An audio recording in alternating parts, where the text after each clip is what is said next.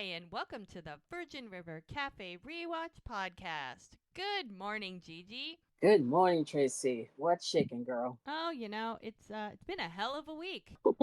Been a hell of a week.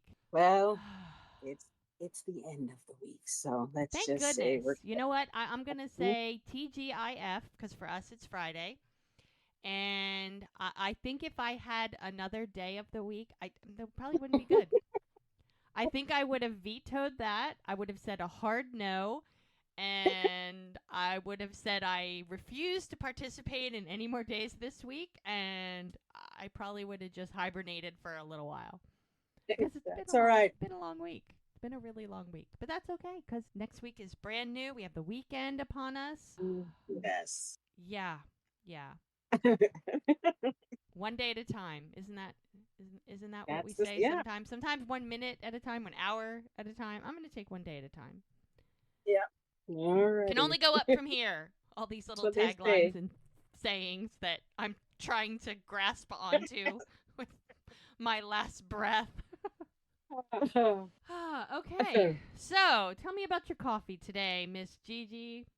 Well, surprisingly, one of my coffee stores is offering a special coffee, a cold brew, not Mm-hmm. hot, a Cold cold brew? brew, Is it cold going to brew. rain? Let me look outside. What's going on? And because of the Giants Oh, yeah. um, playing this weekend, um, so you can get a cold brew for $1. Really? Okay, Yeah, I know we don't usually say names of places. Where is this? this is Pete's. Oh, I have a Pete's near me. I'm going to have to go because, hey, I'll take some cheap coffee. Well, you have to check and make sure it's for you. It's for where you are because this, Mm. I believe it said the Bay Area, but Oh, check and check. We'll come call on. them and find out. I go Don't online. lose It'll be on faith. the app. It'll be on the app. I'll check it. Yeah, just check and see. Hey, I love a good special. Tell me about it, especially if it's going for $1. Yeah. Hey, Yeah. I'm all for that. So that's what Nice. I did this morning. That's Um, good. that's what we're having. I I'm usually don't have something cold, but That's I'm okay. giving up $1. Hey, for $1, try anything, right? Yeah, and I love their coffee to be honest. Especially their They do dark have good roast. coffee. We just have like one location Mm. probably in 25 miles. Ooh, no, we have a lot of them. So It's more popular up by you. See, we've got a lot of yeah, Dunkin' and tons of yeah, Starbucks. and we don't have any Dunkins here. Yeah. So So, and we have well, like a couple it's of not coffee that we beans. don't. Well, let me rephrase that. We do have Dunkins, but they're few and far between. Yeah. Let's put it that way. That's like us. We've got like two coffee bean and a couple of Dunkins and mostly it's Starbucks cuz that's the Yeah, the popular monopoly. one. Yeah. It's a monopoly. That's all right. So Yeah. I decided to try something I saw on Instagram because if Instagram Mhm. says it, you got to try it, right? I mean, it's just that's the world we live in. So I keep That's right. seeing all these little coffee videos because I follow coffee people, I follow Virgin River people, I follow book people. All of my interests can be taken care of on a scroll through Instagram. And there's this it's Nespresso Gold, Hmm. and it's an instant coffee. It comes in, it's a very powdery, it almost looks like hot chocolate, the Interesting. consistency of it. Because I know, like, the one we get at Trader Joe's, it's Yeah. more granular, like more of a Yeah. granular type thing. Yeah. This one Yeah. is very powdery, and Mm. they have a couple different roasts. They have like a gold roast, like a little lighter one. They have a darker roast, just a little richer. And so I decided to try it. Now they put things where you put like a certain amount of the coffee, and then you put some sugar, and then you whip it all up, and then with whatever, and then you put it in the freezer, and then you add ice to it with a little cream, and they're making all these like really pretty. I would love to have time to do all that, and I probably will at one point. But for now, just a couple scoops with some water and some flavor and some ice, and I'm a happy camper. And actually, it's pretty good. I was really surprised. And it's not super expensive. You get a pretty decent sized jar, and it's 2 teaspoons for like my regular, whatever would be like a large coffee. Mm-hmm. You can make it hot, you can make it cold, doesn't matter. Really good. Especially like on the go. Like if you need to, like, you're going out of town and you just want to make sure you have coffee with you and not have to like go buy it. Yeah. Because that's what I did when we went to Vegas. I took my instant stuff with me. So, but yeah, it's pretty good. I'm actually been pleasantly surprised. And I still have my Costa Rican cold brew. I've got some of Mm-hmm. that. And then I still have my Keurig machine. So it's like I've got so many different varieties of coffee. I like to change it up, try something new. I bought coffee yesterday. Mm-hmm. So it's, I like variety. Sounds good. I love it. Sounds good. So, I added my special things to it. I even added caramel. But today it's been a rough week, so I put a little extra caramel on top because girlfriend needed it.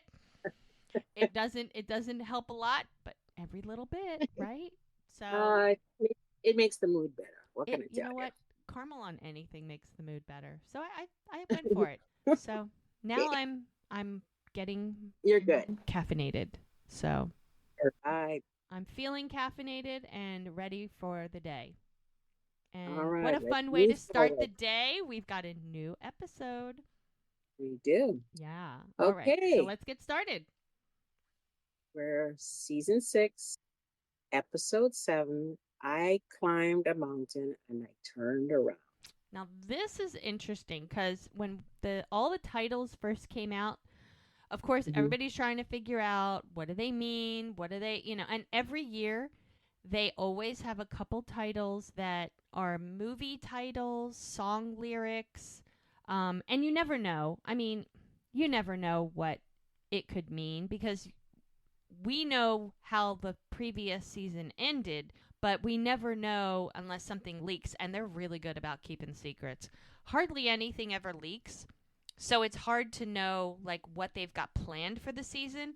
So when you Right, right. when you hear this title, you're like, Yeah. okay, I climbed a mountain and I turned around. So you're like, okay, well, we're in Virgin River. There's a lot of mountains, and Jack likes to climb mountains. But yeah, he already climbed a mountain in the last episode, so that's probably not it. So it's just hard to like figure out what the meaning is from all of them. But it's fun to try. Some of them, you after you see the episode, you're like, okay, so when we finish the episode, we'll see if we can figure out maybe why they called it this. I don't know. Maybe Okay. it'll make It, maybe it'll make sense. it makes sense. So this Maybe. one, this one says Everett takes Mel to a place that's dear to his heart. Brie confesses to Jack after helping Charmaine. Brady's Mm. past haunts him, and Mel lashes out at Doc. Uh-oh. Oh boy. Here we go. This should be interesting. Mm-hmm. My. Okay, so we're going to start off with a thunderstorm. And it's raining. And apparently, Jack seems to be having a little trouble sleeping. He's laying in bed staring at the ceiling. Mel's sound asleep. She's not even bothered. But he is having trouble sleeping. So he gets up, trying to be very quiet. He goes over to the window, looks out, probably contemplating his life choices. Because now, remember, as we left our friends in Virgin River, he was basically threatened by Mm. Calvin. And Jack could take on Calvin, but Calvin comes with a lot of people. And his threats are generally not something that you should ignore. Mm. Because now that Charmaine has babies, and they're his, which is a problem, and he's Yeah. now marrying Mel. He doesn't want anything to happen. I mean, they've already dealt with Calvin personally, Yeah. and he could have really hurt them. He could have really done something while they were stuck up there many moons ago, which, by the way, was barely a year and a half ago. So they've come a long way, and Jack is a pretty tough guy, but I don't know. Calvin's like a different kind of animal. You don't want to mess with him. You want to keep things He's a calm. drug lord. Yeah, yeah. He's got connections in all the wrong places. Exactly. And that's trouble. Jack does not want. he should not borrow, and it should not come knocking at your door, as they like to say. Oh yeah, You know. So 100%. Now, Doc had a really good way of dealing with him. He was like, "You stay in your area, I'll stay in my area, and right, as long as you let me treat the people that live at your camp, because I'm a doctor and people should have decent health care, and I'm going to make sure of it, and you're going to let me do it, and for that I will leave you alone and not get involved with your business." And that's worked right. all up until now. But remember, that's all gone. The Yeah, pot camp is exactly. gone. The lumber yard is gone. Everything is gone. If it wasn't burnt up in the fire, it got disbanded when what's And her face got and arrested. what did they say about idle hands? Because basically, The Calvin Devil's has no job. Playground. Exactly. Calvin has no job, so he has nothing to keep him busy. So this is why he's up Charmaine's ass every 5 seconds, because he Yeah. wants to do something, and the only thing he thinks he can do is he can play with his boys. Unfortunately, that's not what the Well, mother of and children the wants. judge agreed because they gave her Exactly. sole custody, and now he's Right. mad. And anybody that's gonna mess with that, he's gonna be mad at. And now that all Right. Mel and Jack did was babysit. But Right. he But thinks that he's he's putting like thoughts right. in her head and Right, exactly. And the thing about it is, as again, when you got nothing going on in your life, yeah. you start to stir up trouble where there is no trouble Idle to hands begin with. are the devil's playground. So Jack has a lot. He's got a wedding coming. He's worried about Ricky, who just deployed. He's got this stuff going on with Calvin. He's trying to finish the house. There's a lot going on. He's handling it really well. He's not gone back to drinking. He's talking to Mel. He's talking to Preacher. At least the Preacher thing is settled. He doesn't have, that was a big weight on his shoulders, too. But that's, Preacher's not going to jail. He's not, everything is fine. Now he's just got a lot to deal with. Middle of the night, so he decides to make a fire. And he's just kind of like chilling, and Mel wakes up. She's so cute. She grabs a blanket and she goes over and she sits next to him, wraps the blanket around him, and he's like, "Good morning." And she's like, "Hey." He's like, "Have you been up for a while?" And he's like, "Yeah, not too long." Gives her a kiss. They're so cute. And she's like, "You still Mm. worried about Calvin?" And he's like, "No, he's not going to mess with us." He's saying that. I don't think he believes it. She's like, "Well, Mhm. I'm worried about Charmaine, all alone with the twins." And he's like, "Yeah, I know." And she's like, "What are we going to do?" I love how not too long ago, they didn't want anything to do with Charmaine. Yeah. And now she's offering to babysit, trying to think up ways to help her in this situation. And I think that's just her, Mel, her compassionate heart. She Yeah. knows that Charmaine is not going to come between them, and Charmaine knows that she's not going to come between them. So now that has settled and is Yeah. not even an Mhm. issue, she can see Charmaine as like a person, as a mother, Mhm. as a Yeah. woman who's got a gangster for a baby daddy, Mhm. and she can be her compassionate self. Even Jack, all the crap Charmaine did to him, lying Tell about me the about it. twins. The fact that these two have enough moral high ground that they can, Mhm. that's Because just, I could tell you right now, it would not have happened with if me. this was Hope, no, we'd be seeing a very different situation. Well, that's the whole point. I would be Hope, Yeah. because it wouldn't matter how good her life turned around. I would not want anything to do with her. Yeah. Sorry, you know what? Yep. No, I I'm sorry. agree. I agree. They're better people than me, and I'm more than happy to confess that. So Jack is like, he's like, he doesn't know what they're gonna do. He doesn't think that Calvin's a problem, but you can tell he's still worried. And Mel's like, "Well, what are we gonna do?" And he's like, "I'm gonna talk to Brie, trying to maybe get a restraining order, because I don't think that Charmaine went that far. She got sole custody, but I don't think that she felt like if she could give him access, let him see the boys, that maybe he would just be civil because there are children involved. That's Mm. that's really given him a lot of credit that he doesn't Tell me deserve. about And it. he's literally proven that he didn't deserve it. But unfortunately, Charmaine But is the thing, stuck. But the thing about it is, you give people an inch. They If they take, decide oh, to take a mile, then they have a right to get cut off. right. Simple as that. Yeah, but sometimes when they take that mile, they do it in such a way that you feel like you have to keep bending backwards and dealing with it. And I think Charmaine is, even though she yells at Calvin and puts him in his place, I think that's her trying to be strong, but I think deep down she's terrified. I mean, wouldn't you be? It's Calvin. Yes, it's a mobster. He's a Yeah, drug lord. I know. Hell, he had people killed and buried in those I know. mountains. Exactly. So Mel's like, well, it's really nice to have a lawyer in the family, so that's really a good idea for Jack to talk to Brie. And he's like, well, in a few days, I'm going to be adding a nurse practitioner to that list because they were getting married. Their wedding was 4 days away. Now it's 3 days away. And she laughs. She thinks that's funny. He goes, who's basically a doctor, so I think I'm going to have all my bases covered. And she's like, well, don't forget you're also adding a reclusive songwriter, meaning her father, who goes radio silent for days. And Jack's like, try not to lose hope. And she just looks kind of sad and disappointed. And she's like, I really wish I could just write him off, but I can't. It's like she found him. Yeah. It's hard to Well, let it go. also you have to remember this man has spent his entire a good portion of his life being a hermit. Yeah, like It's basically hard. all of Mel's life.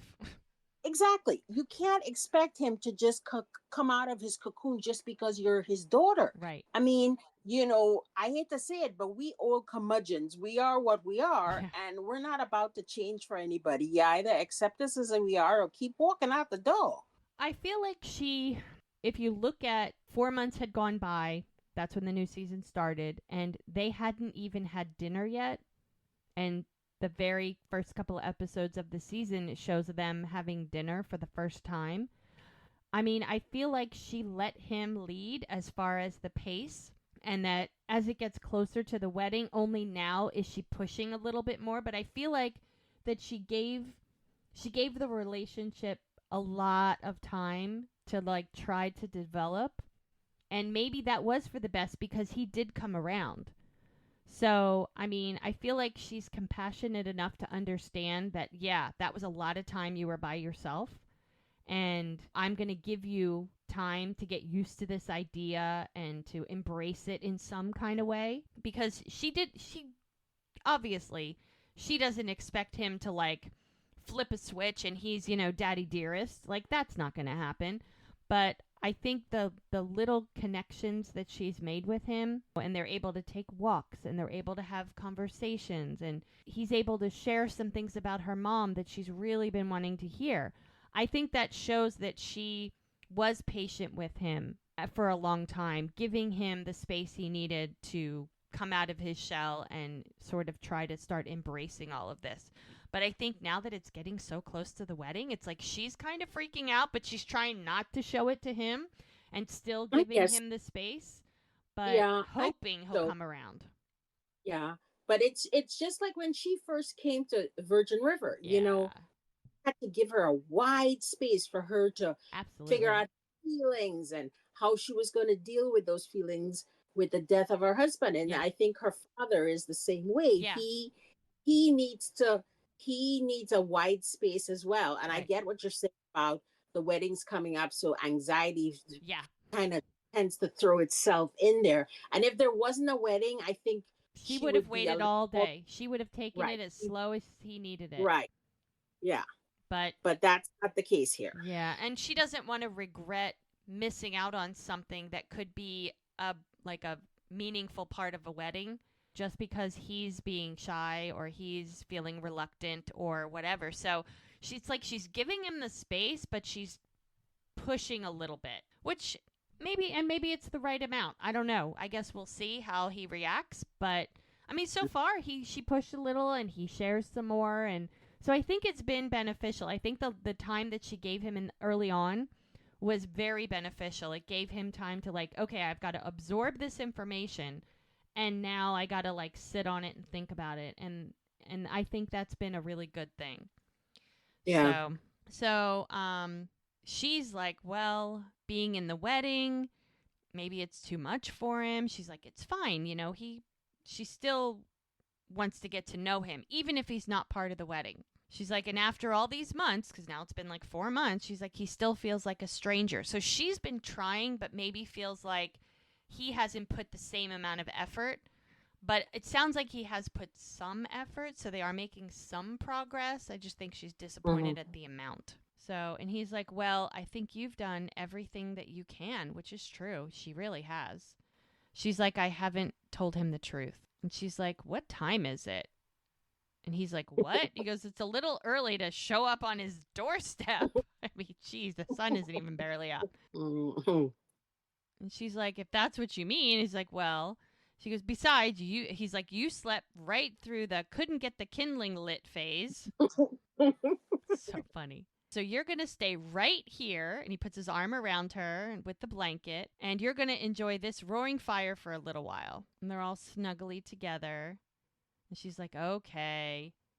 And then we have kissy kissy. Everybody always comments, is it a double kiss? Is it a triple kiss? I know some people don't care, but there are people Really, that I do. don't care.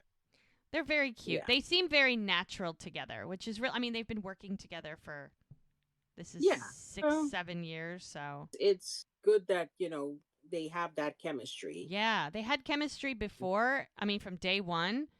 And fortunately, they just roll right back into it every season, which is really, really nice. They're very comfortable with each other, which is good. So it's the next morning, or I should say later on in the same morning, because I think Mel and Jack were up like before the sun was coming up. And we're on Doc and Hope's back porch. And Lizzie and Denny are having breakfast. These two have a lot to talk about. Oh, that's an He's understatement. got things weighing his mind down. So he's Oh like, yeah, look, looks like the rain is behind us. She's like, still cloudy though. Okay, so now we're just going to talk about the weather. the weather. So awkward. And so Hope comes out and she's looking at the two of them who are sitting there awkwardly talking about the weather. And she's like, is everything okay? And Lizzie's like, couldn't be better. So yeah, that's like saying everything's fine. And Denny's like, yeah, so great. Doc comes out and he goes, hey, Hope, have you seen my thermos? And Hope's like, thermos? Got it right here. He's like, okay, thanks. So he's got his doctor bag and his thermos, and he is off to work. And Hope's like, I was thinking it might be worth it to go over that jerk's head as she walks with Doc. Sit down with the Grace Valley CEO and convince him to call this whole investigation off. And Doc's like, that sounds like it would be poking the bear. I mean, they're interviewing Cameron today. I'm sure he'll sing my praises. And my malpractice insurance guy, he says the best thing for me to do is just keep my head down. And Hope's like, well, I'm sure he's excited about the higher premiums he'll get once this turns into a full blown inquiry. And Doc's like, Mm. well, yeah, I'm heading up to the Baker house to double check on Henry, which is the guy who's causing all these problems because he had to do surgery on his head. And this other doctor feels like it was inappropriate. So Hope looks a little nervous. And he's like, better use of my time, checking on my patients rather than talking to some hospital administrator. So kiss, kiss, goodbye. And off he goes. Lizzie and Denny just won't even barely look at each other. And Hope comes back. She's like, wrap it up, Lizzie. We have a long list of wedding related errands. She goes, oh, Denny, can you remind Muriel that she needs to finish the reception seating chart by the end of the day? And he's like, on it. And Hope says to Lizzie, first thing on our list is we need a saddle. And they both look at each other and look at her. And Lizzie gets up. She's like, don't ask. And she takes her stuff and she goes inside.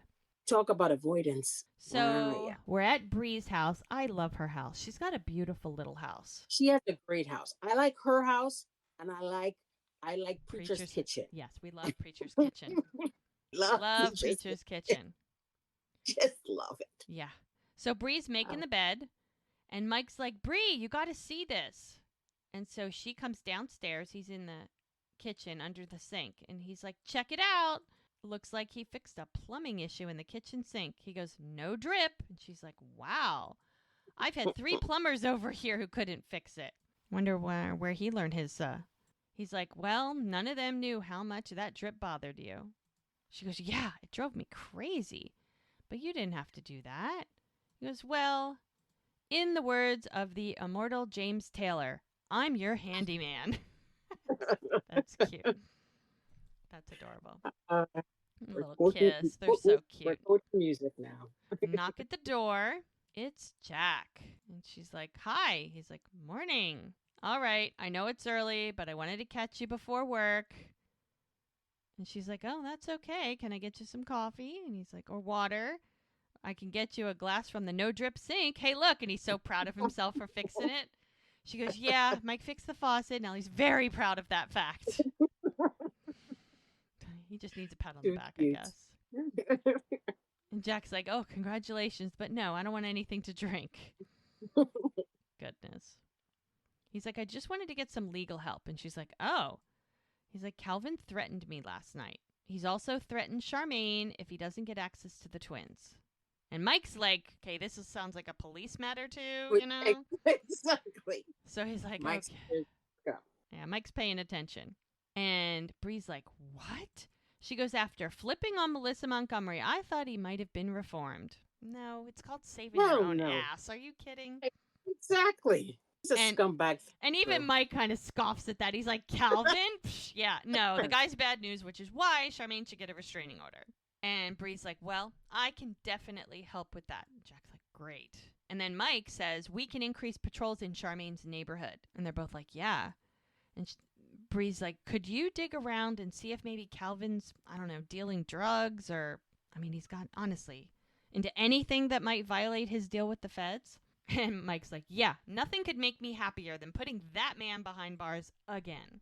And mm, Brie has to ask all the legal questions. She's like, "Has he threatened Charmaine directly?" And Jack's like, "I mean, I saw them together at the courthouse. He's serious." And Bree's like, "We should talk to her." She's, "I just settled a case, so my morning's free." And she's like, "Jack," she goes, "we should go." And Mike's like, "Oh, no, no, I think we're good." So she's like, "It's better to divide and conquer, right?" I think Mike's going to go check into what Calvin's been into.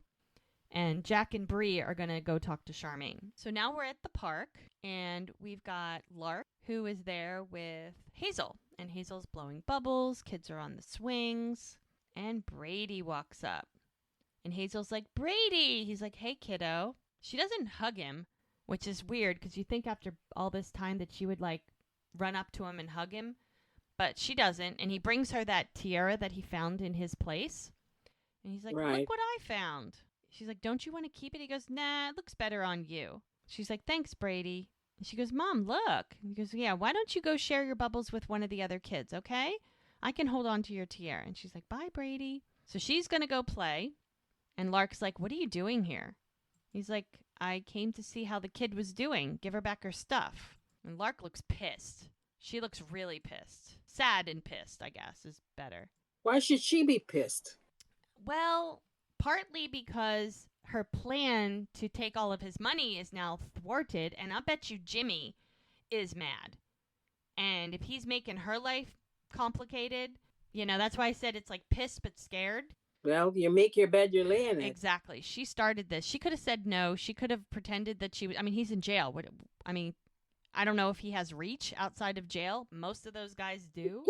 They do. They do. But the point about it is, you got to live with your own conscience. Yeah. You know what I mean? Apparently, she didn't have any because she spent 6 months trying to figure Yeah. things to get back at Brady, listening to Jimmy. So she's like, "After the fires, you were so cute playing dress up with her." She's like, "That was the first day I knew that everything would be okay."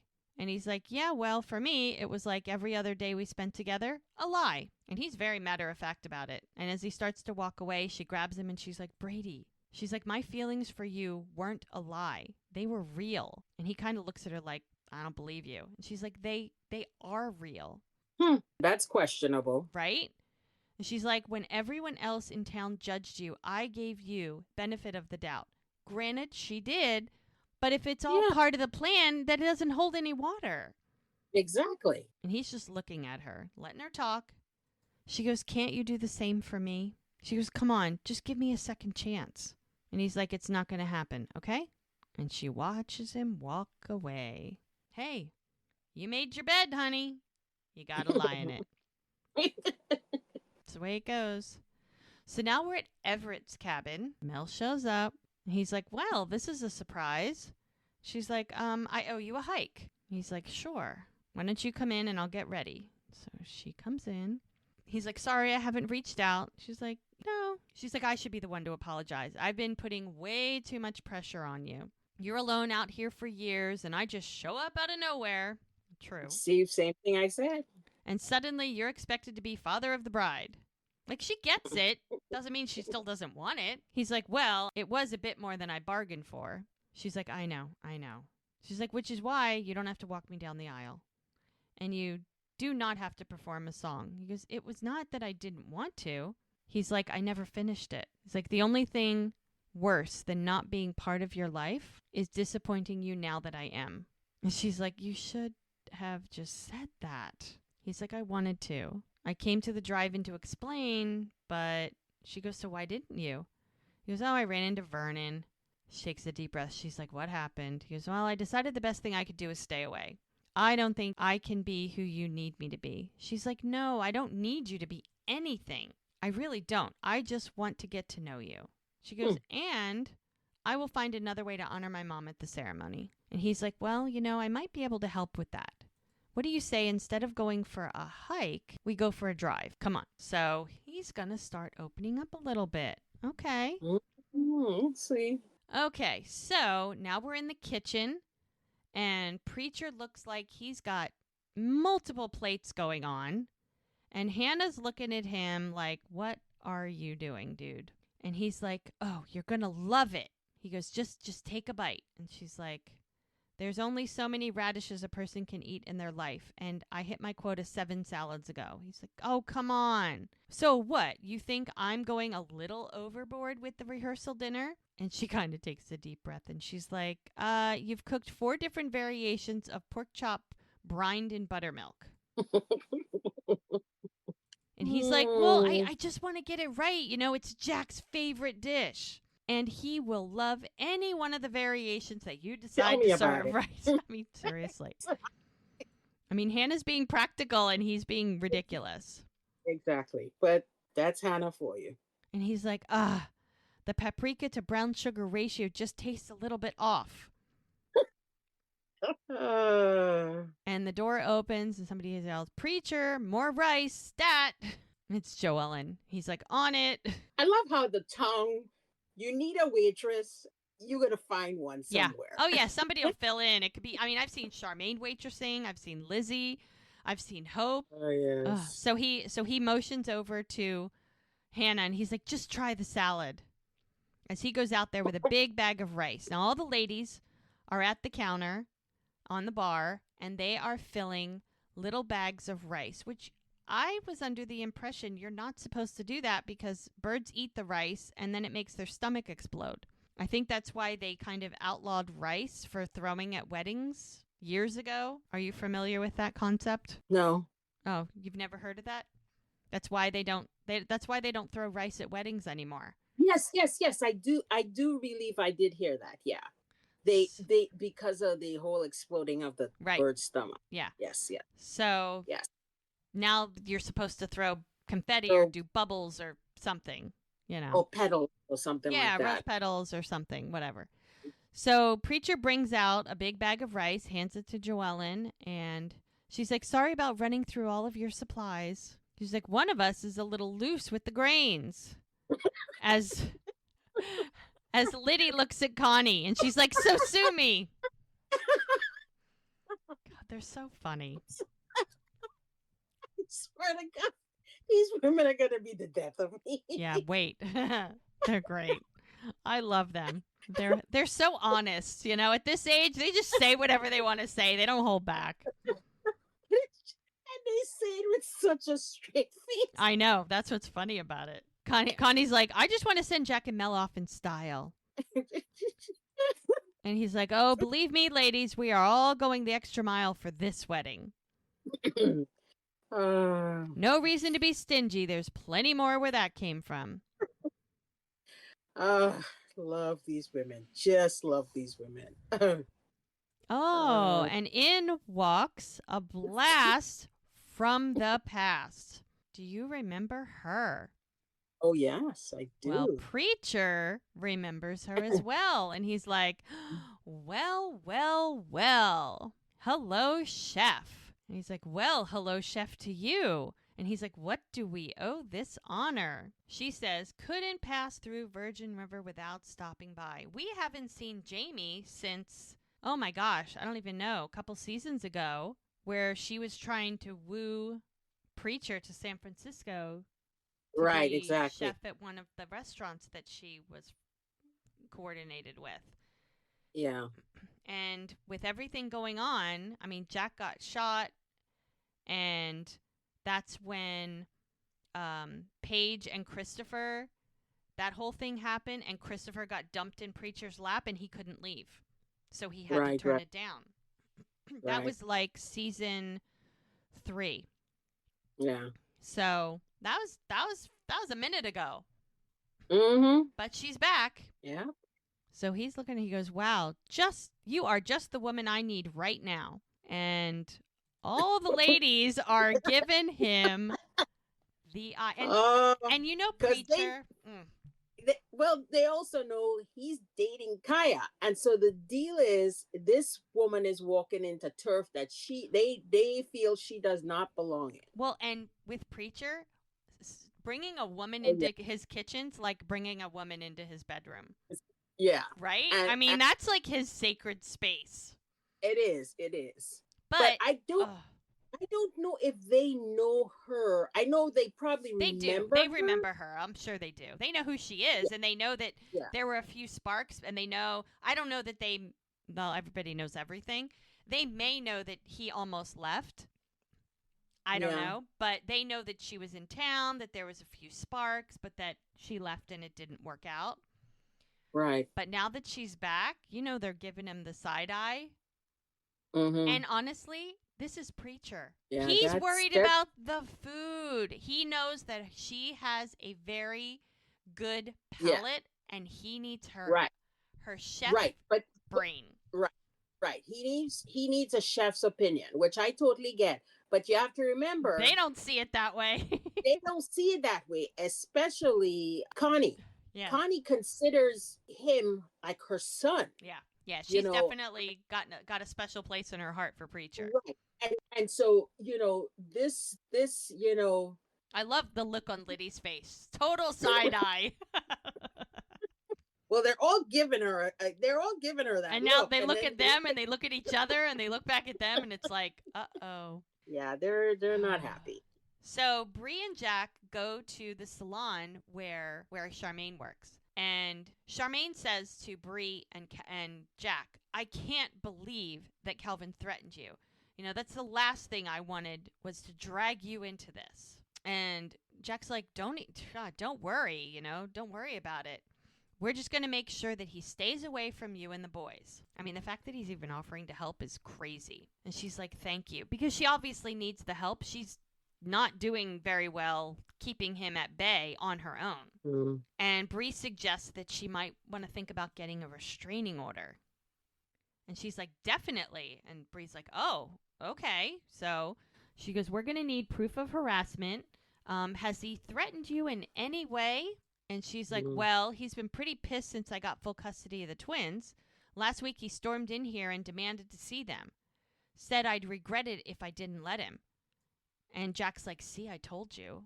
And Brie's like, did anybody hear him threaten you? And Charmaine looks back at the salon because it's full of people. And she's like, oh, yeah, a couple of the girls. And Brie's like, oh. And she's like, also, last week I found my car window smashed in. I know it was Calvin. And Jack's like, geez. She goes, when is this going to end? And Jack's like, well, we're going to help you get through this, okay? That's why we're here. She's just like dumbfounded. She's like, you were the first nice guy that I've been with. She goes, why didn't I wait until I found another? Don't we all have to say things like that? The look on Brie's face is kind of like, yeah, same. She kind of jumped the gun and got herself, she got a nice guy. But then she had to go and mess around with Brady. And it's like such a mess. So Jack gets a phone call, steps aside, and it's Lizzie. And he's like, hey, Lizzie. He's like, whoa, whoa, whoa, slow down. Hope's what? He goes, okay, all right, I'll be right there. Jack comes back to where he goes, she's like, is everything okay? He goes, I think we're going to have to get to the farm. She's like, okay. And she says to Charmaine, well, look, I think that we have enough for a restraining order. So if he contacts you or if he shows up at all, you call me day or night. It doesn't matter. She gives her card. And she's like, thank you. Really, I don't know what I'd do without you. And Jack's like, we're going to make sure that he can't hurt you or the boys, okay? He goes, don't worry. And she's like, okay. And so they head out. Oh, my. So now we are driving up a hill. Everett's driving, and Mel is passenger, and he's taking her somewhere. Are we getting close? And Everett's like, is that your way of asking, are we there yet? And she goes, maybe. She's like, so are we? And he's like, it's like we're on a real family road trip. She's like, well, not quite. She's like, I haven't gotten car sick in the back seat yet. And he's like, well, we still have a ways to go, so don't give up on the dream. So as they're driving, they see some problem in the middle of the road, and Mel's like, oh my God. And Everett's like, man. Mel's like, do you have a first aid kit in your car? And he's like, yeah, in the back. And she goes, okay, grab it and call 911. I'm going to go check on everybody. So they park a good distance away, and they see this giant boulder that looks like it rolled down the hill and hit a car. And then Marley, there's a girl named Marley, and, looks like a landslide. Mm-hmm. Which, now it makes sense. The lyric of the episode title is from a song called Landslide. Get it? So Mel sees this landslide, sees the car, and sees the people, and it's Marley. Remember Marley? She's the pregnant girl that the couple is going to adopt her baby. Yeah. And Mel's like, oh my God, are you okay? And Marley's like, I think so. But she goes, we were driving when the rock started falling, and the husband says, I braked but slammed into one of them. So that's why his car is smashed. And Marley's like, I was wearing my seatbelt. She's like, do you think that I could hurt the baby? And Mel's like, no, it's very doubtful, but let me take a look. And so she's looking at feeling her stomach. And she's like, do you have any pain or discomfort when I press here? And she's like, kind of doing a quick exam. She goes, no. She goes, any tightness in your chest? And she's like, no. She goes, okay, I don't see any signs of abdominal injury. She goes, and your breathing is fine. She's like, okay. And she's like, did you feel that? And she's like, I did. And the husband or the dad is like, what happened? And Marley's like, the baby kicked. He's okay. She's like, I need to check on the other people in the cars. And she's like, can we help? She goes, no, please stay here. I don't know how stable these rocks are. So apparently there was more than one car. There's like 3 cars in this landslide. Mm-hmm. So Mel's taking her time, and she's looking at the people, and she says to Everett, can you check on those people? And she points to one of the cars. And he's like, yeah, because there's people in both of the cars. One lady looks passed out. Yeah. And she's like, be careful. The rocks still keep coming down. Lots of smoke coming from the cars. So now we are back at the fire station, and it looks like the guys are sitting around playing Jenga. And Brady's like, as he's trying to pull a piece out, I was thinking there'd be a few more fires and a lot less Jenga. And Kaya's watching his every move, and she's like, you're just bitter because you lost 4 in a row. And the guy who's a jerk, he's like, yeah, and it's about to be 5. And he says, Chief, do you mind kicking Roy's ass again to shut him up? Oh, my gosh. And Roy's like, why? 'Cause you can't? And Brady's like, oh, trash talk all you want. He's like, it's not going to break my concentration. And it falls. Ugh, Brady. Mike walks in, and he's like, Brady, I need to talk to you. Uh-oh. This is going to be an awkward conversation. Oh, yeah, for sure. So they go out into the hallway. He goes, workplace visit must be important. They walk down the hall. He goes, yeah, you look real busy. He goes, have you talked to Calvin in a while? And Brady's like, Calvin? He goes, trying to figure out what he's up to. And he's like, any idea if he's back into drug dealing? He goes, Brady's like, how would I know? He goes, I'm just looking for any and all leads. And he goes, you traveled in those circles before. He goes, yeah, and I stayed there to help you bust Melissa Montgomery. Remember? He goes, yeah, and you asked me to make you a CI. He goes, listen, I'm not trying to pretend that I'm some sort of angel, all right? I mean, Brady's honest. He's being honest. He's like, sorry, I had to ask. I mean, Mike can't assume that Brady is on the straight and narrow, but he would like to believe it. But knowing that he knows people, it's worth asking because they don't have much to go on at this point. And Brady's like, no, you didn't. He didn't have to ask, but he did anyway. So on the PA system, Kaya's like, rock slide on County Road 5. So that means they're going to be dispatched. Yep. And so Brady slaps Mike on the shoulder, and he's like, gotta go save lives. And off they go. All the guys loading up. Now, Mel's trying to help one of the passengers. She is, she's stuck in her car. Yeah. Looks like she's got a head wound. I think this is Jeb's wife. Yes, I think so. So she's like, almost done. And she's like, the firefighters should be here soon to get you out. She's like, okay. And Everett starts handing Mel things. And she goes, here you go. She's like, thank you. Oh, because her arm is really bandaged up. And, she's like, thank you, Mel. Oh, it's bleeding a lot. It's bleeding right through the gauze. And Mel asks her if she's taking a particular medication. And she's like, yeah, 2 a day, just like Doc told me. She goes, okay, it's okay. It's okay. And Mel's like, we're going to need a lot more than a few bandages to stop this bleeding. She goes, you don't have a tourniquet in your first aid kit, do you? And he looks and he goes, no, just 3 different kinds of Band-Aids. She goes, he's like, I have a belt. She's like, you're wearing a belt? Great minds. So they take the belt off and they wrap it around her arm above her where it's bleeding a lot. And she's like, all right, Pauline, I'm going to put this around your arm. She's trying to explain it a little at a time. She goes, and it's going to be a little uncomfortable, but it should help to stem the blood before the paramedics get here, okay? And so she's in a lot of pain. Mel's pulling pretty tight.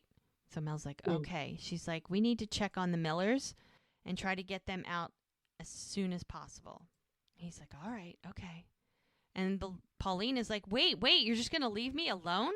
And Mel looks at Everett. She's like, no. She goes, Everett's like, I got this.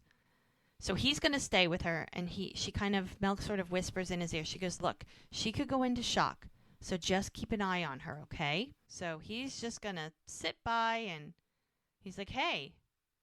He goes, I'm not going anywhere, all right? And he puts his hand on her shoulder to try to comfort her. So now we see Jack, who's riding like his ass is on fire, out to Hope. And there's this little pen in the pasture. She's dealing with Sugar. That bloody horse. I know, this horse. Oh, my gosh. Seriously. So Sugar's making lots of noise.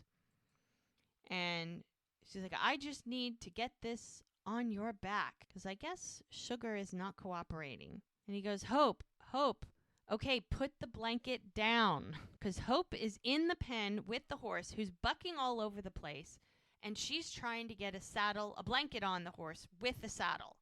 Because the only way this horse is going to be okay somewhere is if she's broken so that someone can ride her. Like, she has to be able to be ridden. And this is a horse who's, remember, after the fire, she disappeared. And she just showed up recently. And that means she's been loose for all these months. So they don't know her disposition. So he yells, let's have somebody who hasn't had a traumatic brain injury deal with this. Like, oh yeah, wouldn't that be so smart? And Lizzie yells, that's what I told her. So Brie is there with him.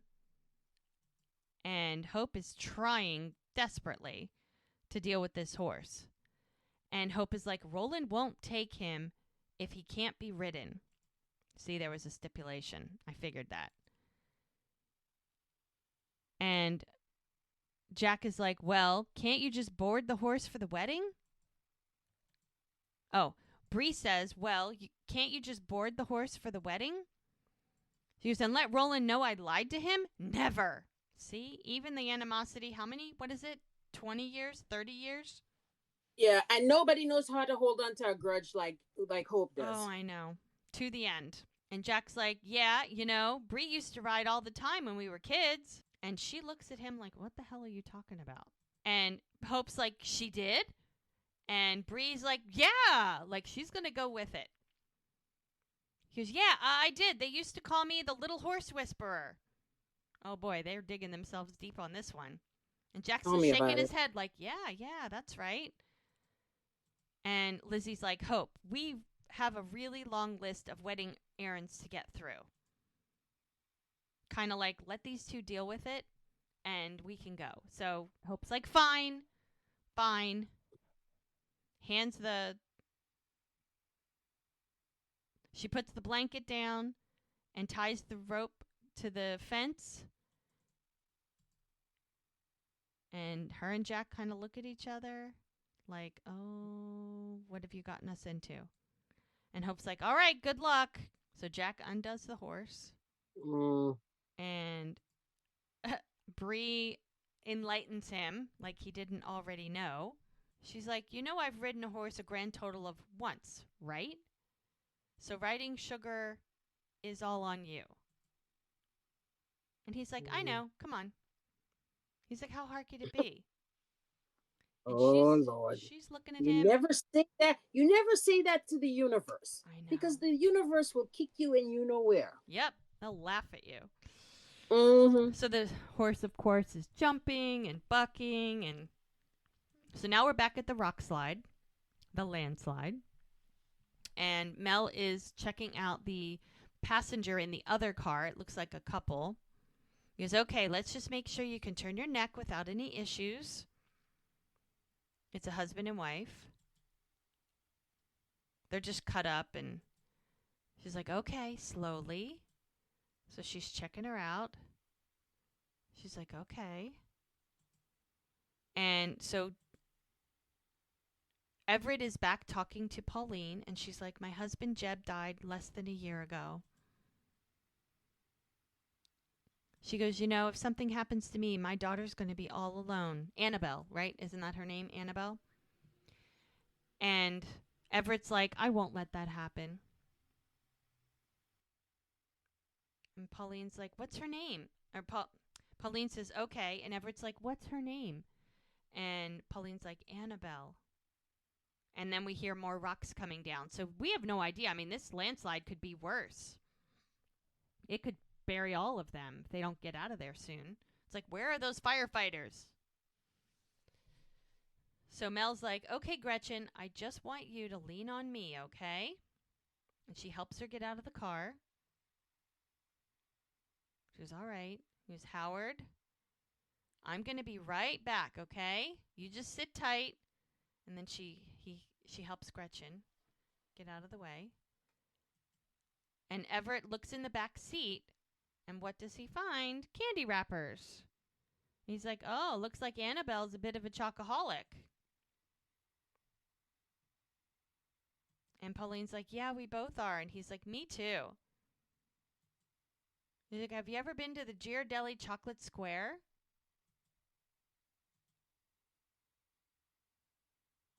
That's a good place. Yeah. And Pauline's like, oh, I've promised to take her there one day. And Everett's like, well, then you two go.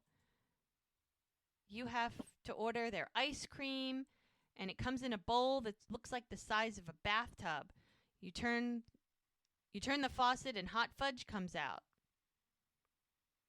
She's like, really? He goes, yeah. Now, just as all this is happening, Doc pulls up in his truck.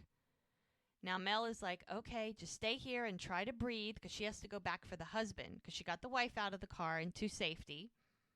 And so the wife is standing there with Marley and the adoptive parents of her baby. So they've got the four of them standing there. And Mel asks the husband and wife to keep an eye on this other lady. And then Mel's going to head back. But she sees Doc first, so she's got to stop. She's got to talk to Doc. And she goes, Doc, thank God.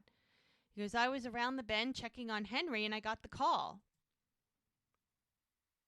And Mel's like, okay, well, there's 6 people in total. 4 were able to walk away without any major injuries. And 2 are still trapped in their cars. She's like, I had to make a makeshift tourniquet on an upper arm laceration. Upper arm tourniquet? Why? He goes, oh, it's Pauline. She's on blood thinners, and So he's looking. He goes, "What the hell is he doing here?" As soon as he sees Everett, Oh, "We Lord. got to clear the area." She goes, "No, I needed him to watch her just in case she went into shock." He walks right over to Everett and Pauline. And he goes, "Get out of the way." He's not being nice about it. No, he's not. He's like, "Let me in here." So he goes right up. He goes, "Hey, Pauline. Hey, it's Doc. Hi." And she's like, "Hi." He goes, "You feel that?" She's like, "Uh-huh." And then more rocks come down. And he's like, "The hillside's not too stable. We're going to have to work fast." He goes, "Okay, hang in there. We'll be all right. I'm going to take good care of you." She's like, "Okay." But, she's nervous. She's scared. And so Everett comes back and he's like, "I'm still here." And she's like, "Okay." Because he's been a nice, calming voice and a support system while she's been stuck. So, I mean, she doesn't see a problem with him. He seems fine. Well, the problem is Doc is letting history get in the way of what Oh, he yeah. was. So this is the problem. Letting his personal feelings get in the Exactly. way of him being a doctor. Uh-huh. Which is a bad thing. Yeah, it's a bad idea. So we're back at the bar, and the ladies have put all these little bags of rice in a basket. And Connie's like, "And this is the last one." And Liddy's like, "These rice bags are a great idea, Joellen. Hope is going to love them." So Hope and Lizzie walk in, and she comes strutting in like she owns the place. She goes, "How are we doing, ladies?" Liddy's like, "Oh, perfect timing." She goes, "We decided to make rice organza bags." And Hope, the look on her face, Oh, Lord, this is not going to go well. and the ladies are like, "Don't you just love them?" And Hope looks at her. She goes, "No, I do not. We can't use these." And she throws one back in the basket. And she's like, "Well, it was her idea." And they point to Joellen. She goes, "You can't throw rice at weddings anymore." She goes, "It kills the birds. The birds eat the rice and then their stomachs explode." And all the ladies are like shocked. They've never heard this before. This is new information. And Lizzie's like, that doesn't really happen. I think that's just an urban legend."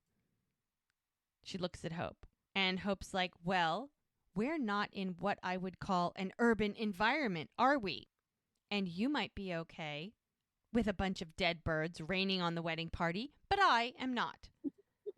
She goes, "But rice is a representation of fertility. And that's strike two. They've been dealing with fertility issues. I don't want to throw a metaphorical reminder in their face." Oh, my God. And the ladies are so disappointed. She goes, "I'll just gather rose petals from my garden." Hope says, "We can toss that." And Lizzie says, "Have you ever tried to throw rose petals?" And Hope looks at her. She goes, "No." She goes, "They'll just float into the guests." She goes, "So what do you suggest? Silly string?" She goes, "It's not a terrible idea." She goes, "Yes, it is. The fact that you don't see that worries me on several levels." She's like, "Programs are ready." And she's out of there. She goes, "Joellen, you're going to have to figure out something else." She goes, "Oh, and there's no on the silly string?" Yeah, definitely not silly string. So Jamie's in the kitchen with Preacher. And of course, she's helping him season and helping him think through things. Jamie says, "And so Food and Wine made me an offer I couldn't refuse. A well-paying job sampling the finest cuisine in the Northwest." It's a great magazine. Mm. Yeah. And he's like, "And you don't miss the restaurant?" And she's like, "Do I miss spending every waking hour worrying how I'm going to pay for my supplies and my staff? No, I do not." Good for her. Amen, sister. Yep. Amen. And he's like, "Well then, are you ready to weigh in?" And she's sitting on a stool, primed and ready. Now he's seasoning this pork chop and whatever. And he goes, "I have to start marinating this pork for tomorrow night. But I have not decided on the marinade yet." So she does a taste. And she's like, The umami boost from the glaze is spectacular." And he's so excited. He's like grinning from ear to ear. He's like, "Okay."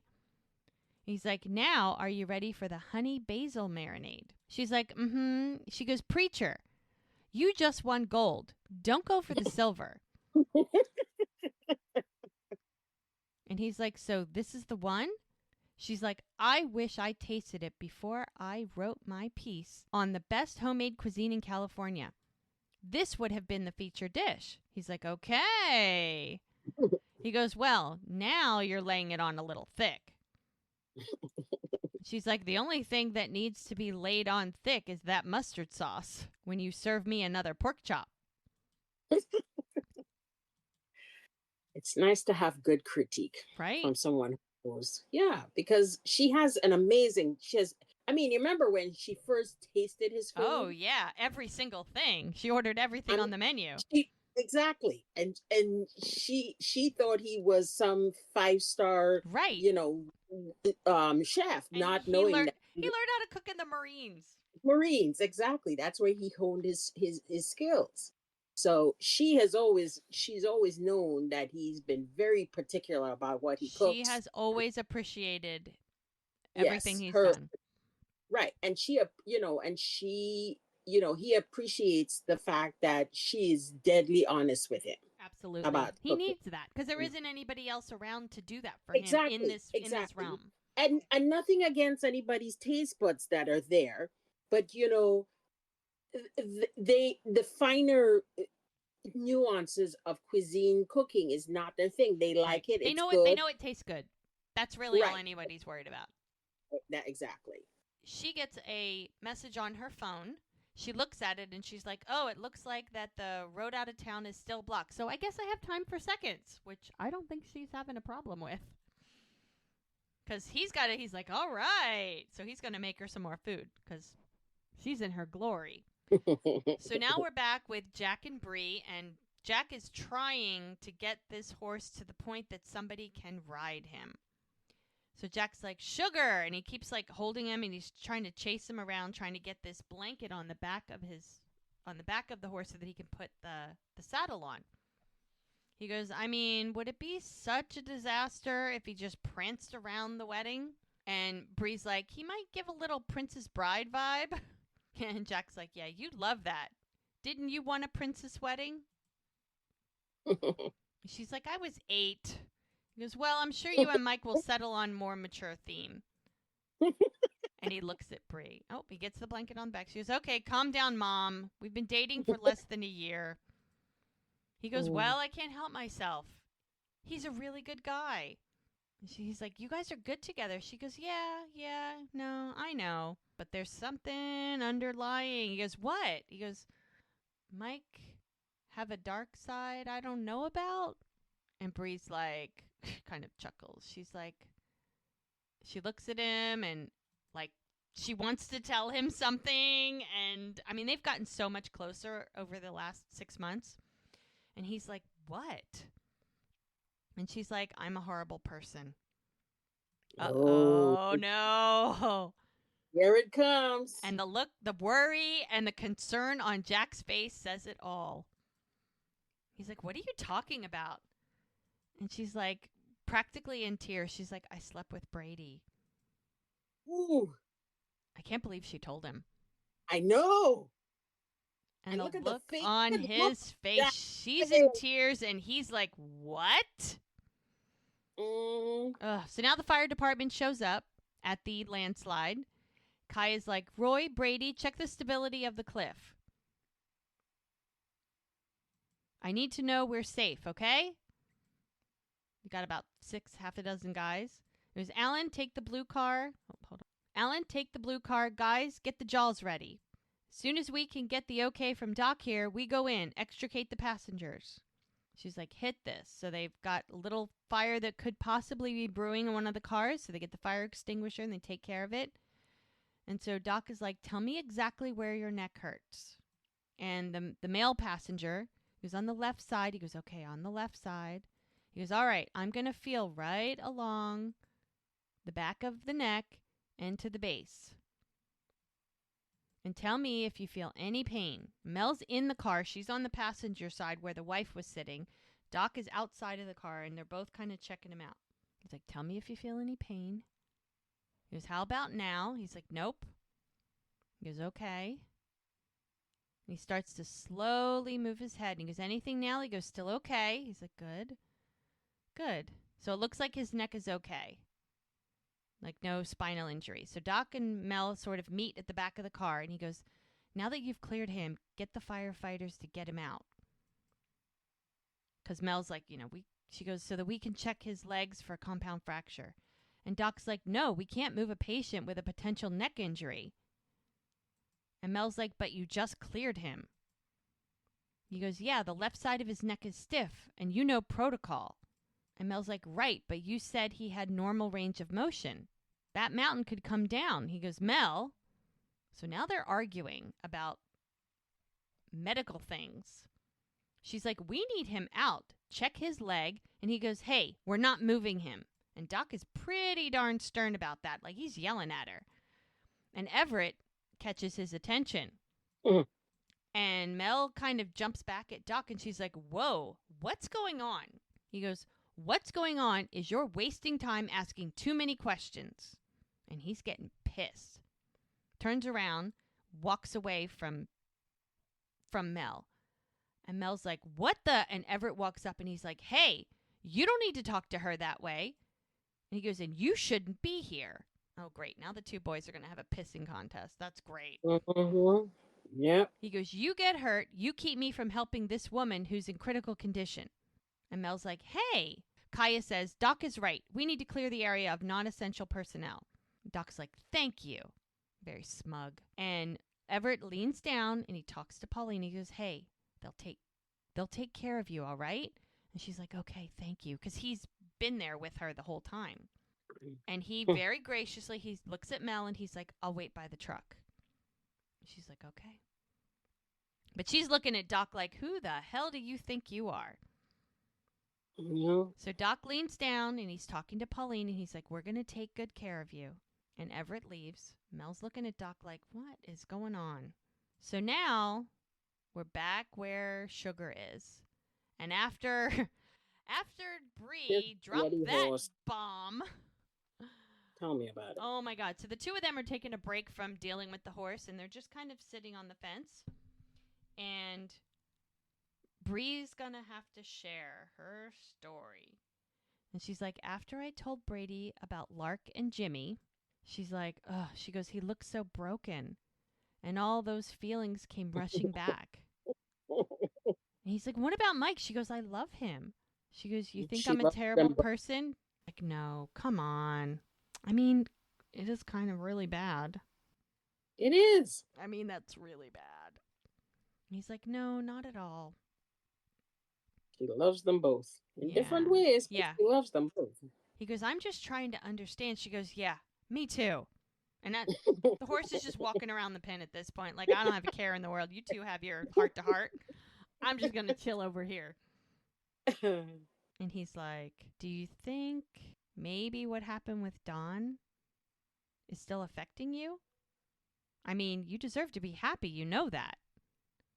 You deserve to be with a nice guy like Mike who treats you well. And she goes, I do know that intellectually. It just takes a deep breath. She goes, after I testified against Don, I thought that would somehow fix it. She goes, fix me. He goes, but there are still nights that I can't sleep, nights that I still, she's very teary. She goes, play the assault over and over in my head. And I don't know, maybe instead of Xanax, it's Brady. It's like, okay, that's a choice. Better than Xanax. If you want to blow up your life. I don't mind that choice. Yeah, I mean, Mike might, but. And Jack's like, look, I know what you mean about not being able to shake the darkness. He gets very, deep in thought. And he goes, I mean, I quit drinking, started therapy, rock climbing as an outlet. He's like, and still, I have trouble sleeping. I still have nightmares. I still wake up scared when I hear rain on the roof because I think it sounds like gunfire. He goes, I don't know. Maybe we'll never really be fixed. And she's like, well then, so what do we do? And he's like, we learn to live with it and we don't let it define us. And if we can do that, maybe we're stronger for it. She kind of just nods her head. She goes, why didn't you tell me all about the nightmares? He goes, it would have been, she's like, it would have been nice to know I wasn't the only one. He's like, come on, our family didn't exactly have a good track record when it came to talking about the hard stuff. She's like, good point. She goes, you remember that time we actually did go horseback riding? She's like, yeah, mom and dad were in one of their moods and we were just trying to get out of the house. He goes, yeah, it was Adam's birthday. Jack's remembering. He goes, I just asked if maybe they thought Adam would be in heaven celebrating. And they told me not to ask any questions. Just went quiet as soon as I mentioned his name. She's like, I wish I had gotten to know him because she was just a baby when he died. And Jack's like, he's a lot like you. She's like, really? He's like, yeah. Never met an underdog he wouldn't fight for. I remember the summer when he taught me how to play baseball. He must have told me 1,000 times to keep my glove down until I learned how to catch a grounder. And he starts chuckling. He's like, but he never gave up on me. Oh, Brie's got a tear. She's sad. And I'm not going to give up on you. So don't give up on yourself. Give it a shot. And just as they're having their little heart-to-heart, Sugar comes up to Jack. He's like, hand me the blanket. She's like, okay. He goes, okay, boy. She was sitting on the blanket, so she had to get off the blanket. He puts the thing on the back. They're got to move very slowly. Don't want to spook her. And he says to Sugar, look, I know you've been through a lot. We got you. Okay? Bree's like, hi. He's like, here you go. He puts the blanket on. Wow. Maybe the horse sort of felt what was going on with them. A little bit of compassion. So we're back at the landslide, and the firefighters are trying to make sure that the landslide, the rocks don't keep coming down, and they're still trying to get these people out of their cars. And he's like, okay, that's just my guys cutting through the posts, all right? Because they're making a lot of noise. They've covered her up. They've taken off the windshield. And they're trying to get her safely out of this car. Pauline's just like, okay. Like, what's she going to do? Brady says something to her, and Roy's like, what's wrong? You know her? And Brady's like, yeah. Yeah, I do. She was married to my buddy Jeb. He died last year. And Kaya's like, we're going to get the roof off. We'll get you out of here, okay? They cover her up. Come on, guys, let's get her out. And they're basically cutting the roof off the car with the jaws of life so that they can just take her out because they can't really get her out any other way.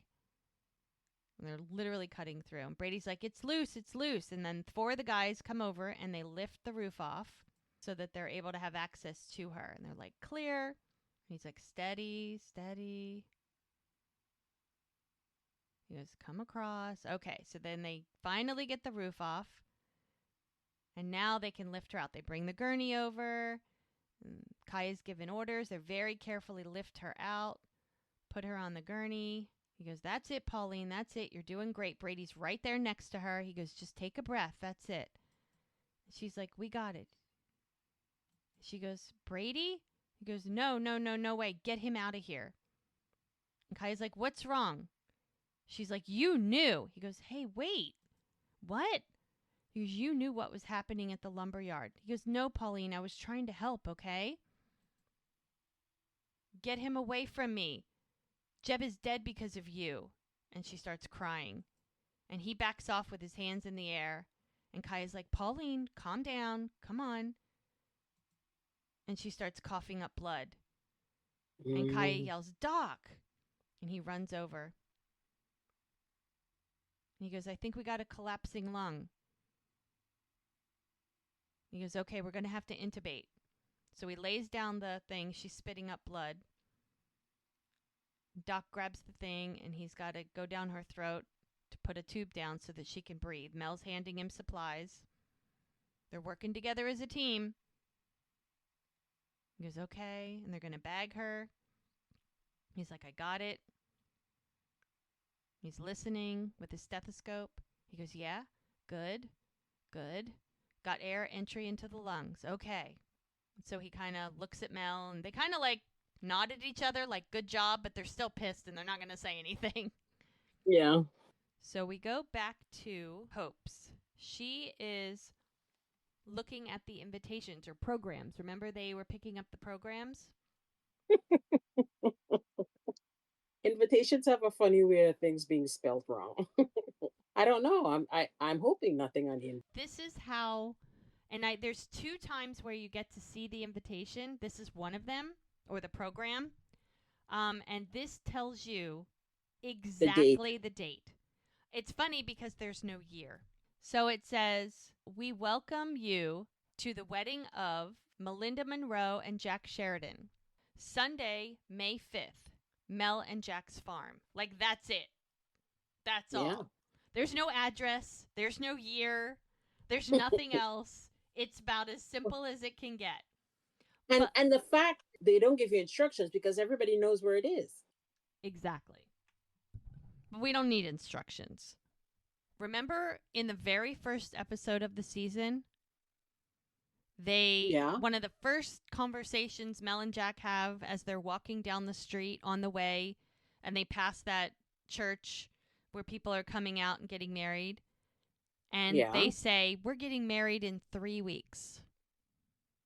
Right. So if May 5th is their wedding day, then 3 weeks back. 3 weeks back is Tuesday, April 14th. So the season starts on April 14th. And remember, the season ended, I think it was Christmas Day, Christmas Eve Day, or day after Christmas, whatever it was, last season. Okay. So we've gone from, say, December 25th to April 14th. And if we assume that the whole season is basically leading up to the wedding, that means the whole thing has lasted 3 weeks. But now we have a timeline. We have an actual timeline. Now, right now, we're 2 days, 3 days before the wedding. Right. So we're getting really close. Really close. So Lizzie is looking at the invitation, and Hope is looking. And she's like, I think they all do. Welcome to the wedding of Melinda Monroe and Jack Sheridan. I told you something. It's the way they put the invitation up that just hinted to me that, yes, this is what's going to happen. And she's like, wedding? What were they thinking? Well, maybe they thought we were celebrating a big pot harvest. Oh, my gosh. That's terrible. Oh, my God. Oh, God. Hope is going to lose her, know what. Oh, my gosh. She's like, you should have caught this. And she picks up the chair and slams it down and yells at Lizzie. And she's like, you picked the printer, and he sent you the sample to prove. So Lizzie yelled. Okay, so Lizzie yelled that. Okay. So Lizzie yells, you picked the printer, and he sent you the sample to proof. And Hope spins around, and she's like, well, you should have known I wouldn't have time to proof them. And Lizzie's like, stop yelling at me. I'm almost 8 months pregnant. She goes, well, I'm old, and that beats pregnant. Lizzie just rolls her eyes. She goes, plus my ex-husband is about to find out I lied to him about sugar. And my current one could lose his medical practice. And I can't do a damn thing about any of it. And Lizzie's like, well, all Denny wants to talk about is his Huntington's. As she's crying. She goes, and the 50-50 chance our daughter might have it too. But do you know what he doesn't want to talk about? The fact that soon I'll be pushing a watermelon-sized human out of my body. And Hope's like, newborns are usually smaller than watermelons. Like, that's what she got from all that? Are you kidding, Hope? That doesn't help. Well, remember, Hope has never had a baby, so. And she's like, well, unless they're the seedless kind. The watermelons, not the newborns. Oh, they're both kind of like, Hope is like, they both want to cry. Yeah, they're both having a tough week. And Hope is like, I'm sorry you have to deal with all that. Lizzie looks at her and she's like, And Hope's like, And I'm sorry I was taking all my frustrations out on you today. Lizzie's like, yeah, kind of did the same thing. And Hope walks over and they give each other a big hug. And Hope's like, you know who we need to take all this out on? The printer. Want to go throw little bags of rice at the print shop? And Lizzie's like, oh my God, I'd love to. They both start giggling. She goes, oh, but we're going to have to sweep up all the grains of rice when we're done. So Doc looks like they've gotten all the patients in the ambulance and the fire crew are doing their cleanup and Doc is walking and Mel walks up behind him. He puts his doctor bag in the truck and she's like, are you leaving? And he's like, yeah. He goes, we're done, right? She goes, yeah. Well, good work out here today. He goes, yeah, you too. They're just kind of weird together now. And he starts walking away. And Kaya says to Brady, what happened here today? And he goes, I screwed up. Bad. So bad I don't think she'll ever forgive me. And Kaya's like, so that's her choice. Everyone deserves a second chance. Just cut yourself some slack, okay? I don't think he believes her. So Everett goes into the car and he sees that Pauline has left her purse behind. And Mel catches up with him. And she's like, I've been watching you take care of everyone. You're amazing. Oh, you too. He's like, you got a good bedside manner. He's like, well, I'm just taking cues from you. She's like, you know, I've been to the Ghirardelli chocolate store, and I do not remember a bathtub sundae. And he's like, well, they might have them. I wouldn't know. Because I had to think of something to keep her mind off everything. She's like, you would have been a good nurse. He goes, you ready to go home? She's like, I thought you were going to show me someplace. He's like, you're right. Let's do it. So they head back to the car, and he kind of puts a nice warm hand on her back. It's nice. All right. We are back in Preacher's kitchen. I feel like he's torturing this poor woman with making her try all of his food. And I know Hannah is like, oh my God, can we be done? Like, Hannah will eat anything. But also, Hannah's glad it's not up to her. Right? Because she said, yeah, this one's good. Yeah, this one's good. Yeah, this one's good. Like, she wouldn't care. So Jamie's tasting something. And Preacher's like, you think I should go with the chocolate ganache? And she's like, lemon tart all the way. And Hannah is just looking at the two of them, like, chuckling. Shaking her head like, oh, my God. And so Jamie's phone chimes, and she's like, oh. She's like, the road to the mountain bypass is finally open. I should get going. And Preacher's like, hey, Jamie, I want to thank you for helping me, finalizing the menu. She's like, are you kidding me? I should be thanking you. This is one of the best meals I've had in a very long time. The woman is filled for days. Right? He goes, any chance that your editors would want to do a feature on an out-of-the-way bar that serves what some have called the best blue crab mac and cheese in Northern California? She's like, well, that depends. Can you make me some of that to go? Maybe with a buttermilk pork chop on the side? He goes, oh, that could be arranged. She goes, well, no promises, but I will see what I can do. Yeah, that food might persuade her. Mm-hmm. He goes, and congratulations.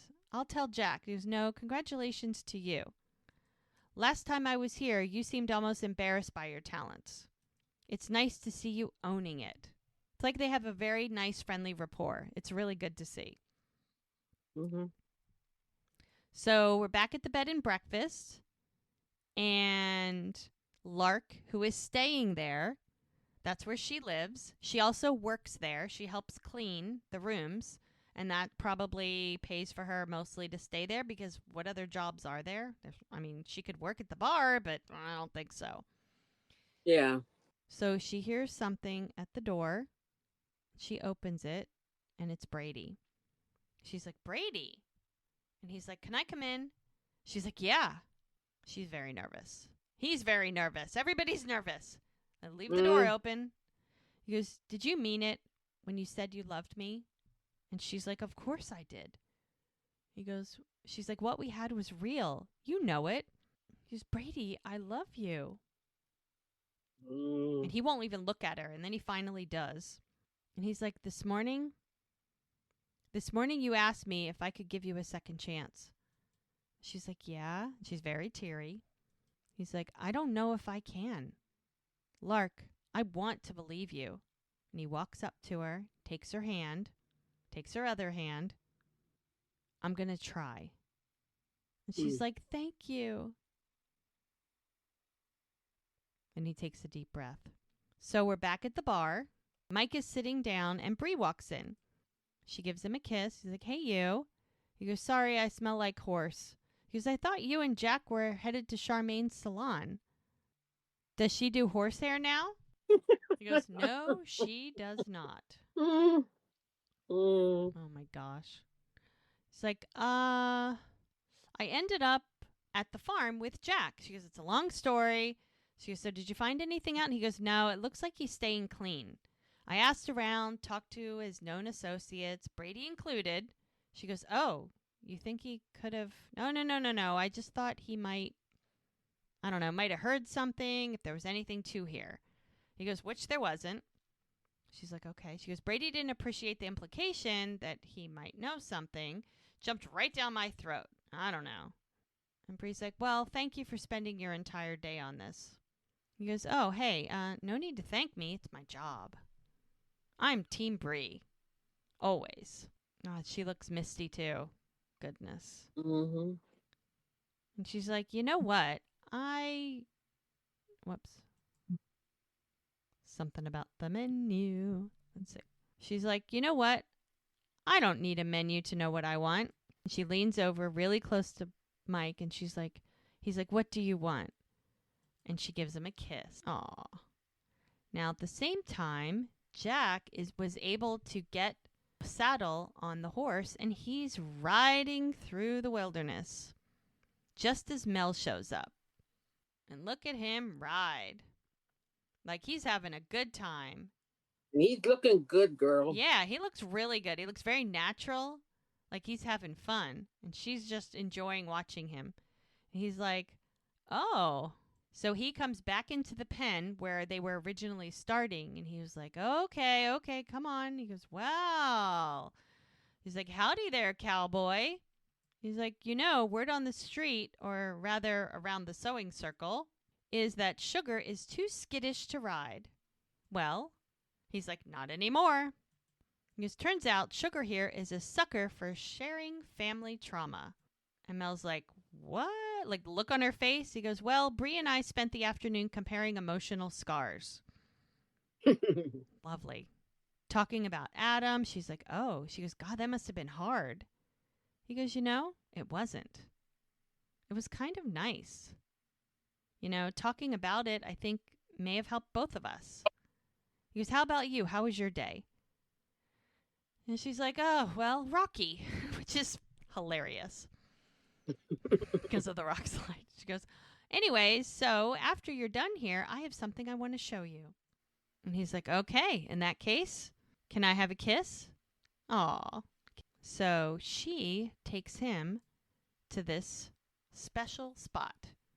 And Jack's like, oh, wow. She's like, I know. And it's a field of wildflowers. He's like, Everett brought me here today. My mom planted all of this. And he's like, what? When? He goes, right after Chloe died. My mom came out to find Everett because she knew he was the only person that could get her through it.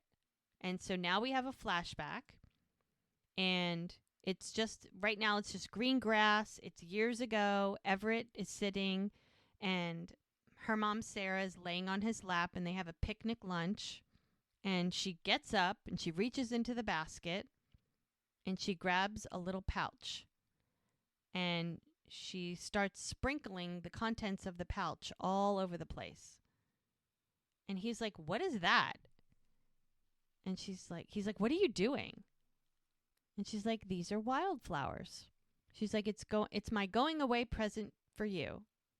And he stands up and he grabs her hand. She's like, I'm going to be back to see them in bloom. I promise. And he's like, I'll be here waiting.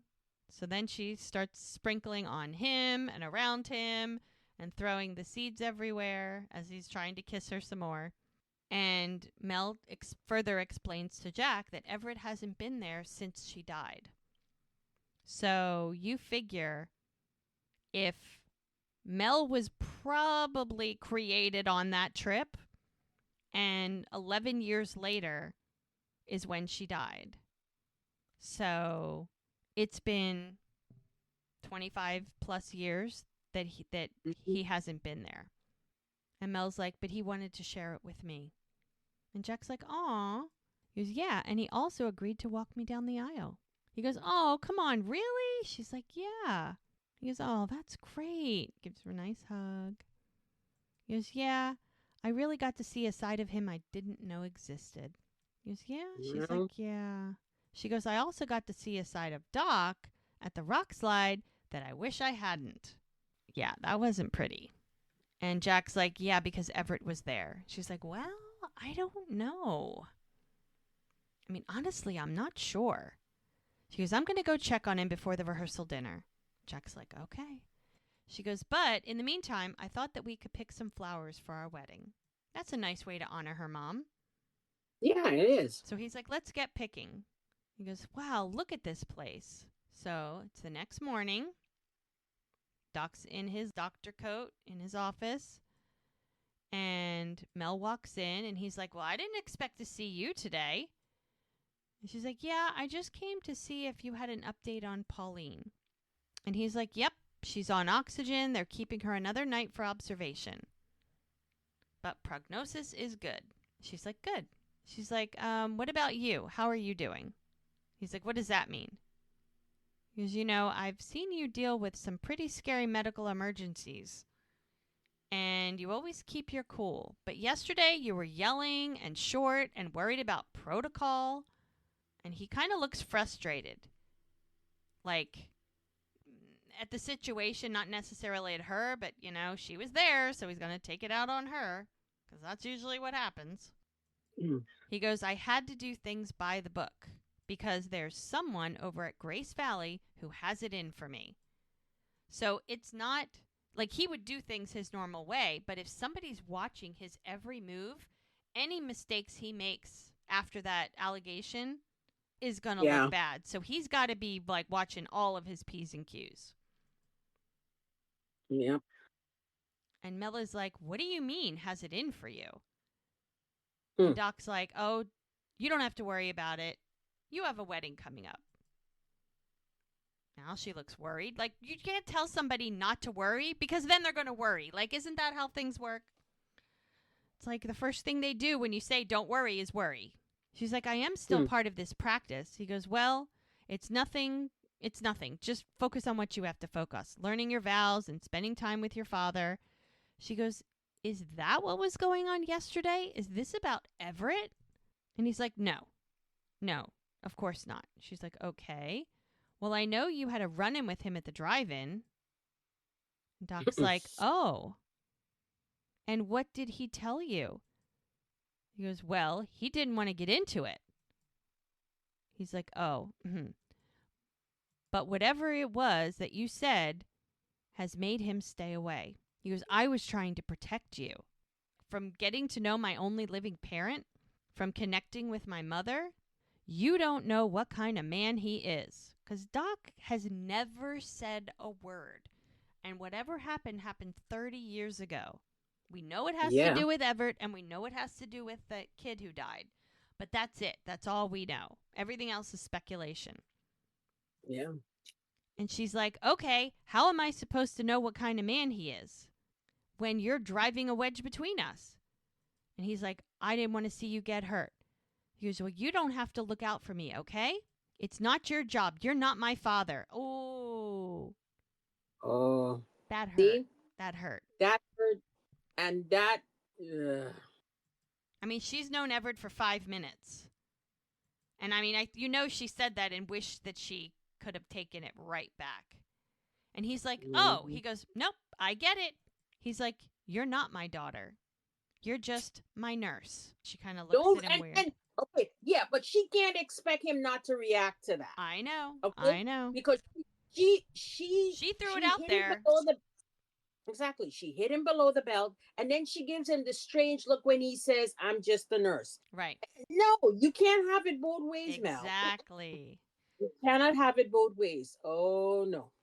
And he's So like, and if I do remember correctly, well, you're not even on the schedule today. So what the hell are you still doing here? yeah, girlfriend, don't even She come with is that she look. is Mm, damaging that relationship. yeah, and And we're going to yeah, leave it right there.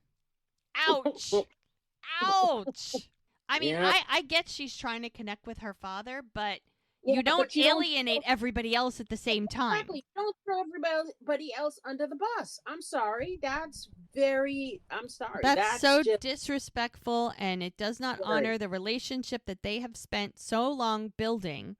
exactly. I mean, Doc has been more of a father to her than Everett could ever Anybody. be. Exactly. Exactly.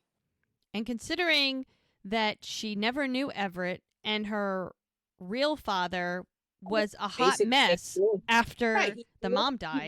basically ignored her until he died. Like Yeah, apparently he was an awesome father and then the mom died and then he was a hot mess. right. And so from 11 to, let's say she's 35. I don't know how old she is. Let's just say 35. Mhm. It's at least 25, 30 years that, or well, 25 years because he's been dead 10 years. 25 years of him not even being there. So she really didn't even have a father. Yeah. Only when she was a very young child. Yeah. And Doc is like the first person that could stand up and kind of take that role. Yeah. And that's what she does then. I'm sorry. Uh, yeah. That is just totally unacceptable. Mel is totally in the wrong here. Oh, I yeah. am not. And you know what? I She will realize that, guaranteed, yeah, because that's the kind of person. It's just you can't unring a bell. that's true. So she's going to realize it, but then she's going to have to backpedal and fix it, which She's kind gonna of have to sucks. apologize. Oh, yeah. Hmm. Big time. Big time apology. Oh, it's a shame. It is. Still has 2 more days. Yeah. If she wants Anything. stock part of the wedding, then she's got to, figure it out. Hmm. So, oh my. Oh Hmm. well. Well, we've got a couple of more episodes, 3 more episodes. We're almost to the wedding. We have rehearsal dinner. And then we have the wedding, and who knows what is still happening. There's still a lot of things that we're unsure about. So, we're getting close. All right. Yes. Well, thank you, Okay. Gigi. Thank you, Tracy. Au revoir, folks. Thank you for joining us. Yeah, thank you once again. We've got God, I think we're at over 8,000 downloads for the podcast, which is really crazy. That means 8,000 times somebody listened to us ramble on about Virgin River. Exactly. That's crazy.